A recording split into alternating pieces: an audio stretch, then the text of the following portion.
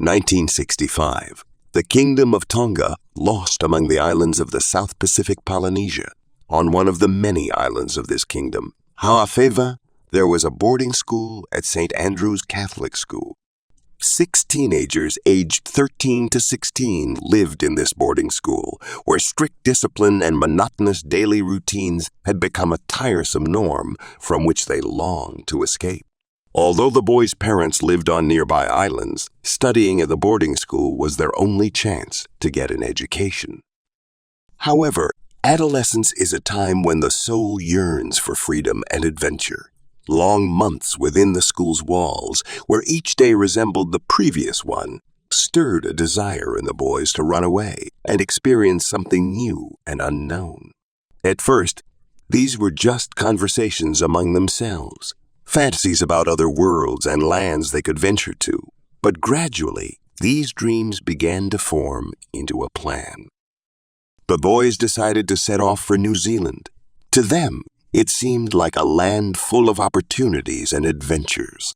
They needed a boat, so they decided to borrow one from a local fisherman, thinking they could reach their goal despite lacking a map, compass, and supplies of water. They relied on luck and their inner strength, believing they could overcome any difficulties. On the night of their escape, they prepared carefully. They took several bunches of bananas, a sack of coconuts, and a gas burner. They quietly sneaked to the boat, trying not to attract attention. The air was filled with a sense of freedom, and their hearts beat faster in anticipation of what awaited them. At first, everything went according to plan. They sailed away from the island and went to sleep, planning to continue their journey in the morning. But their expectations were not to be fulfilled. Waking up a few hours later, they found themselves surrounded by a raging ocean. A powerful storm had raised waves that grew higher and more aggressive with each passing minute. The wind blew all their food supplies overboard, then broke the rudder and carried off the sail. The boat, which had seemed a reliable means of escape, was now a trap in the midst of a stormy ocean. The storm continued, and the boys realized their situation was becoming critical. Without food, water, or control of the boat, they were at the mercy of the elements. For 8 days, they drifted on the waves, surviving on occasional sips of rainwater they collected in coconut shells. Each day they scanned the horizon, hoping to see a rescue ship, but the ocean remained empty. With each passing day, their strength waned and their hope for rescue faded. The ocean, which at the start of their journey seemed like a path to freedom, had now become their prison. The only thing that sustained their spirits was their faith in each other and the belief that they could survive despite all the trials. But on the 9th day, when their strength was almost gone, they saw an island on the horizon. This was their last hope for salvation. On the 9th day, exhausted and weakened, the boys spotted a tiny island on the horizon. It was their last hope for survival. They made every effort to steer the boat towards the shore, paddling with their hands as hard as they could. But it was as if fate had decided to test them once more. A new storm arose, raising enormous waves that tossed their boat like a toy. The boys huddled together, embracing one another, praying for a miracle. And the miracle happened. After several hours of a tremendous struggle with the elements, their boat was thrown onto the island's shore. The boat suffered multiple breaches and sank near the coast, but the boys managed to swim to the safety of the land. They crawled ashore, exhausted but alive. The island they were cast upon turned out to be rocky and inhospitable. Sheer cliffs rose directly from the water, leaving no room for a beach or an easy descent. There were no palm trees, no fresh water, and no signs of habitation. Only flocks of birds circled above their heads, screaming.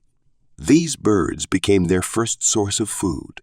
The teenagers began to catch the birds, drink their blood, and eat the raw meat. It was their first, albeit primitive but necessary measure to survive in these new conditions. The first few days they spent on the shore, sheltering under a rocky overhang.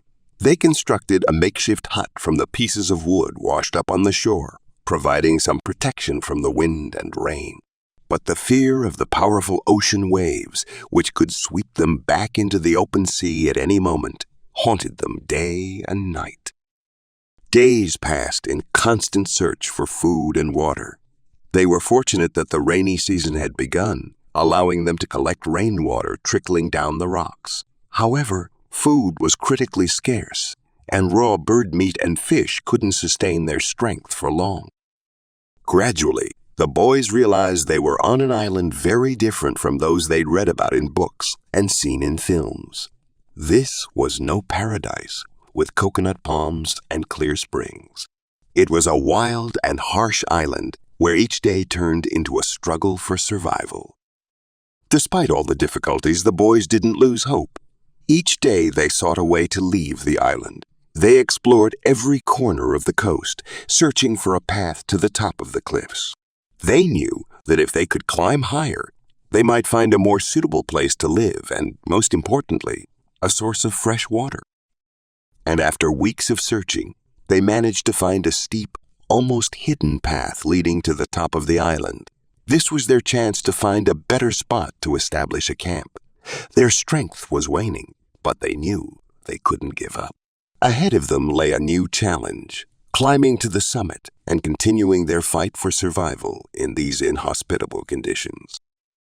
After exhausting days on the rocky shore and the constant struggle with hunger and thirst, the teenagers finally decided to climb the steep path they had discovered among the cliffs. The ascent was difficult and dangerous. Sharp rocks and slippery slopes made every step risky, but they understood it was their only chance to find a more suitable place to live on this unknown island. The climb took several hours. Fatigue, hunger, and dehydration were taking their toll, but the boys persevered. Finally, they reached the summit. Before their eyes opened up a small plateau surrounded by dense vegetation. In the distance, they could see banana palms, and among the bushes they noticed the movement of wild chickens, real treasures for the hungry teenagers.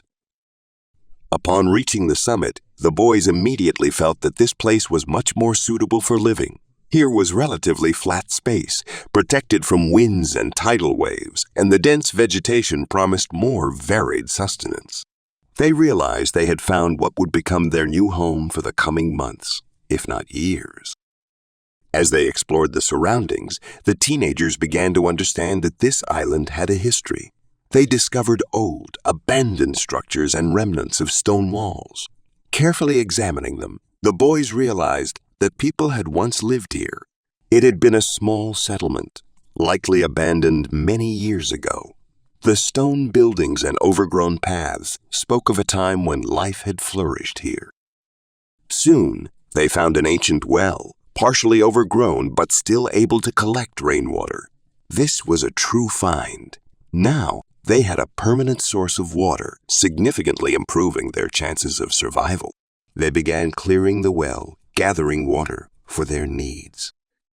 Discovering the banana palms, the boys realized they had found one of the main food sources. Bananas, although not abundant, could become an important addition to their diet of birds and fish. They also noticed that wild chickens roamed the island. This was not just salvation from hunger. It was a true gift from fate, which could provide them with food for many months to come. Agreeing that this place would be their new refuge, the boys decided to organize a camp. They began building huts from available materials, using the old structures as a base. The appearance of more permanent housing gave them confidence and strength. Now they had a roof over their heads, a place to rest, and a safe shelter from the elements. The boys quickly organized their activities. They divided responsibilities. Some focused on finding and gathering food, others on arranging the camp, and a third group explored new parts of the island. This allowed them to use resources efficiently and maintain order in their small community. Life on the island's summit, though full of challenges, became more orderly. They learned to plan their actions, distribute tasks, and even resolve conflicts that inevitably arose in the enclosed group.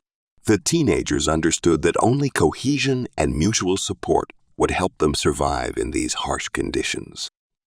Since setting up on the island's summit, the boys' lives gradually began to settle into a relatively stable routine. They realized that to survive, it was necessary to establish a clear daily schedule and distribute duties among all group members. This was essential for maintaining discipline and minimizing conflicts that could arise from fatigue and stress. Every morning began with a shared prayer. Despite the harsh conditions, the boys maintained their faith and hope for salvation. Prayer became not only a religious ritual but also a way to bond, find inner peace, and support each other. Afterward, their workday began. The group split into 3 teams. The first team was responsible for gathering food. This was one of the most crucial tasks, as their success determined what they would eat in the coming days. The boys hunted wild chickens, collected eggs, caught fish, and gathered bananas. Despite the danger, they had already learned to move skillfully around the island, avoiding threats and using their resources as efficiently as possible. The second team was responsible for arranging the housing and the camp as a whole. The huts they had built required constant upkeep to withstand possible storms and rains. The boys reinforced roofs, added new walls, and stockpiled firewood. They also cleared the area around the camp to create a more comfortable and safer living space. The third team was assigned to the lookout point, which offered a view of the ocean. They kept watch round the clock, hoping to spot a ship or other vessel that could rescue them. This was a difficult and mentally exhausting task, as days and weeks passed without a single ship appearing on the horizon. However, they didn't lose hope and continued their vigil. In the evening, they all gathered around the communal fire where they shared news and discussed plans for the next day. This moment was important for maintaining the group's morale. Despite the difficulties, they tried to support each other, avoiding conflicts. If disagreements arose, the boys followed the previously established rule to take a time out and discuss the problem after emotions had subsided. One of the main achievements was the creation of a musical instrument, a guitar, which one of the boys crafted from found wire and wood scraps. Music became an outlet, a way to distract from the hardships and temporarily forget about their difficulties. They sang songs, reminisced about their families, and dreamed of returning home. Several months passed, and the boys gradually adapted to life on the island. They became skilled hunters, learned to collect rainwater, and made use of every resource the environment offered. But despite the apparent stability, each of them secretly hoped for the moment when a ship would appear on the horizon and their arduous ordeal would finally come to an end. Against this backdrop, anxiety about the future and fear of the unknown never left them. They understood that any mistake could cost them their lives and that survival depended not only on their skills, but also on whether they could remain a cohesive team. And although they had grown closer to one another than ever before, each day presented a new challenge that demanded their utmost effort and patience. Over time, conditions on the island grew increasingly harsh. Although the boys had established routines and mastered basic survival skills, nature continually presented new challenges. The island, which initially seemed like a refuge, gradually revealed its dangerous sides. The first serious test came when one of the boys, Stephen, broke his leg. He had slipped while foraging for food. This event was a shock to the entire group. Without medical help, they had to find a way to assist their friend on their own. The boys skillfully fashioned a splint from branches and vines, securing it to the injured leg to provide some stability for Stephen. This incident once again underscored the importance of mutual assistance and support in such conditions. Meanwhile, finding food became increasingly difficult. Catching wild chickens and collecting eggs grew harder as the island's food supply began to dwindle. The boys started to worry about how much longer they could survive under such conditions. They explored new areas of the island, trying to find additional food sources, but their efforts yielded minimal results. they realized that their survival was becoming increasingly uncertain. Nights were particularly challenging. Frequent rains, cold winds, and the lack of proper shelter made it impossible for them to get a good night's sleep. The huts they had built didn't always withstand the force of the elements. At night, they shivered from the cold, trying to keep warm, and were often awakened by the sound of falling branches or the howling wind. Each new day brought increasing exhaustion, both physical and mental. Relationships within the group began to strain despite their best efforts. Constant stress and fatigue led to irritability and outbursts of anger, small conflicts of anger. But thanks to the rules they had established earlier, the boys tried not to let them escalate into serious quarrels. They knew that any disagreements could weaken their collective strength and put their survival at risk. During these difficult times, the boys often thought about their families and homes. Memories of loved ones, warm meals, and carefree days became not only a source of comfort, but also of longing. Each of them tried to hide their feelings so as not to demoralize the others, but sometimes, as they sat by the fire, they would share their anxieties and dreams of the day they would finally be rescued. One night during an especially violent storm, their camp was nearly destroyed.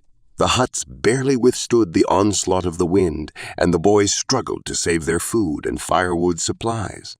This storm served as yet another reminder of how vulnerable they were to the elements and how easily everything they had built could be wiped out in a single night. Despite all these hardships, they did not lose hope. Each day began with a prayer, and though their strength was gradually waning, their faith in eventual rescue remained steadfast.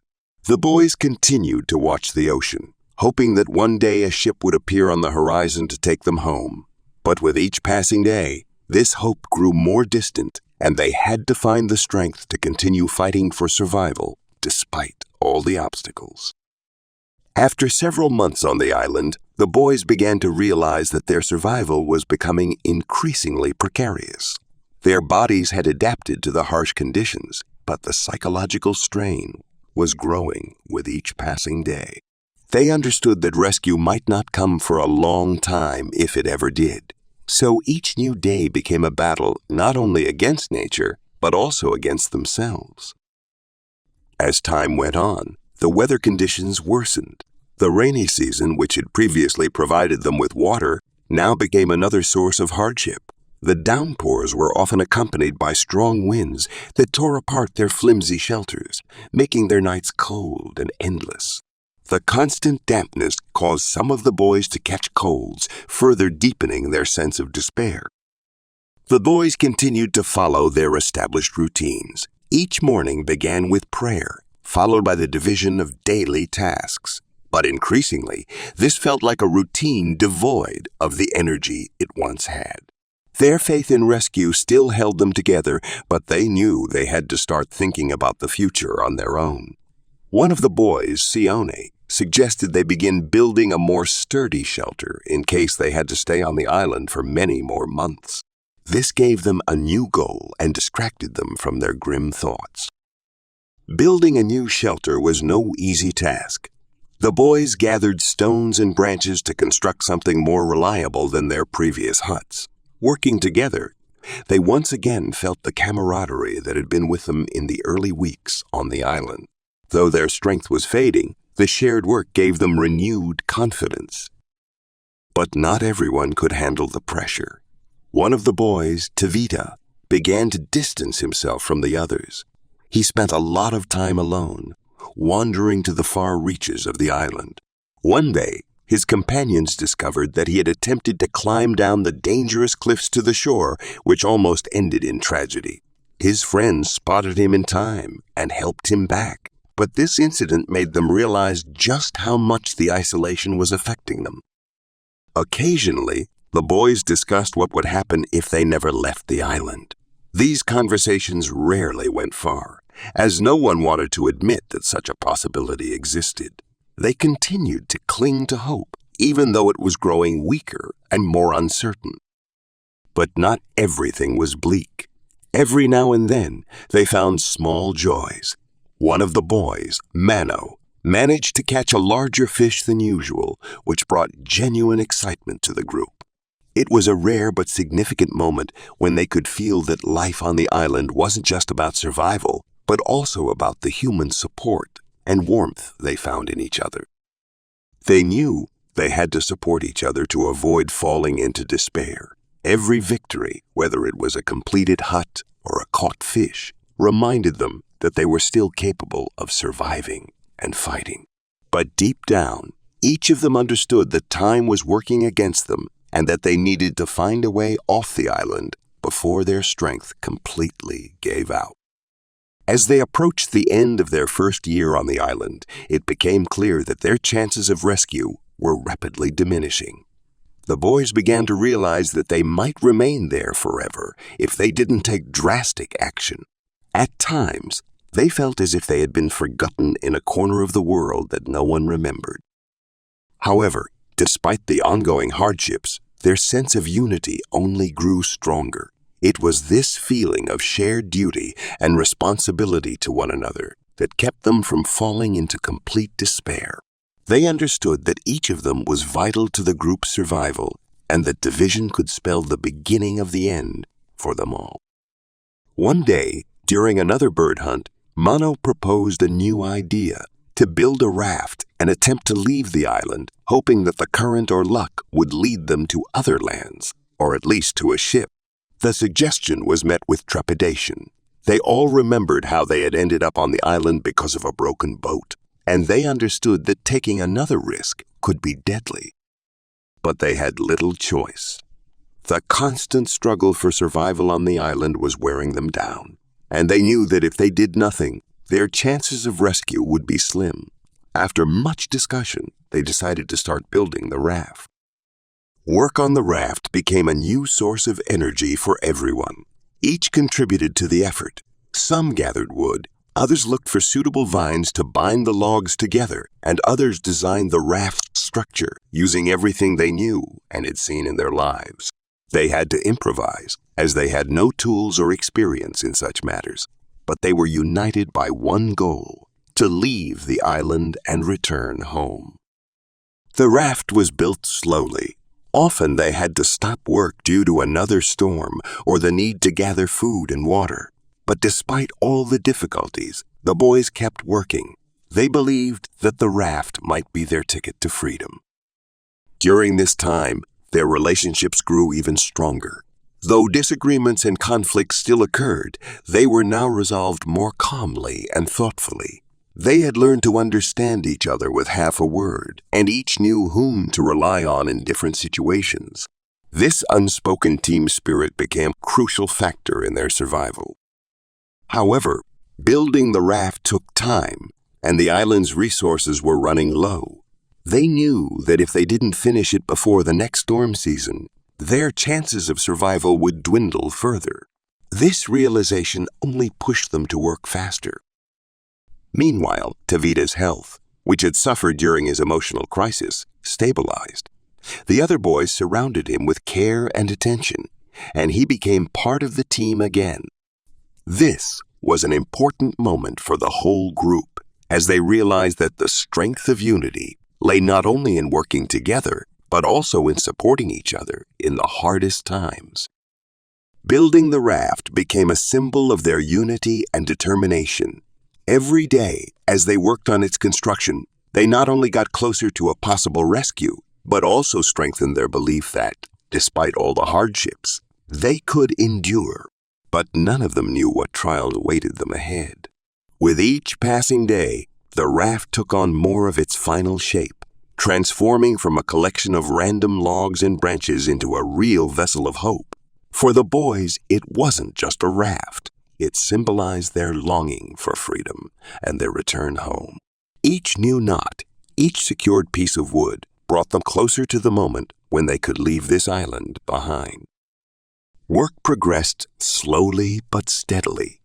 The boys knew that this raft could be their last chance for rescue, so they paid attention to every detail. They experimented with different ways to reinforce the structure, learned to use natural materials to make the raft as stable and reliable as possible. Sometimes they had to dismantle what they had already built and start over, but they didn't regret the time and effort, knowing their lives depended on it.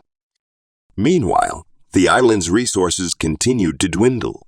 The rains became less frequent, and the water they collected no longer quenched their thirst as it once did.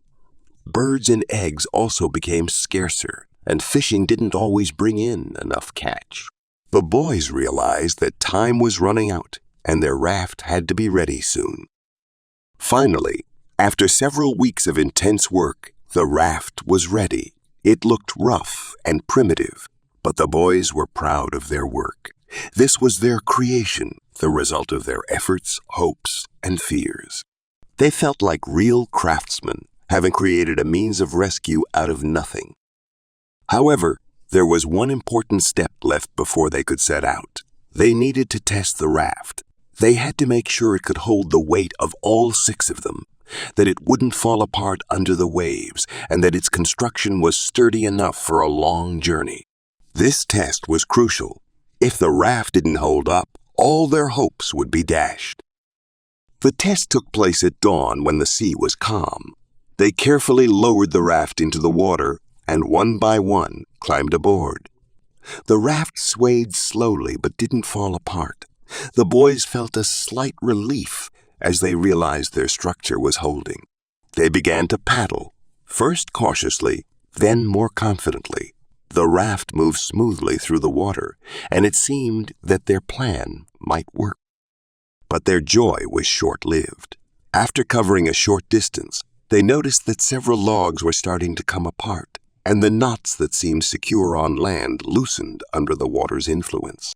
They stopped and returned to shore, realizing that another task lay ahead, reinforcing the raft.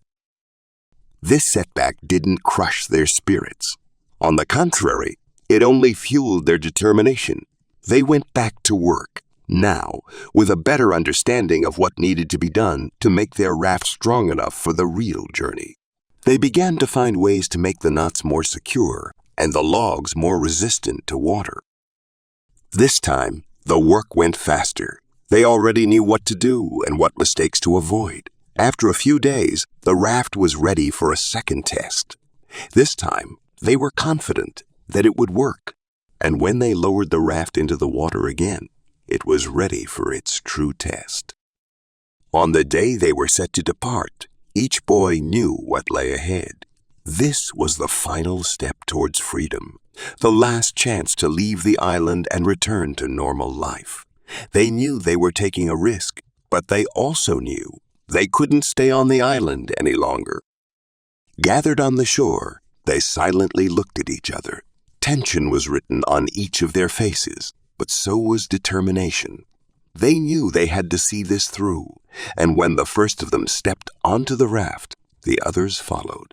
The wind filled their makeshift sail, and the raft slowly began to move away from the island, carrying with it their hope for rescue. The raft moved slowly but steadily, taking the boys farther from the island they had called home for the past 15 months. The ocean seemed endless, and their fate depended on the fragile wooden raft they had built themselves. The winds and currents could be both their allies and their enemies, and the boys were acutely aware of the seriousness of their situation.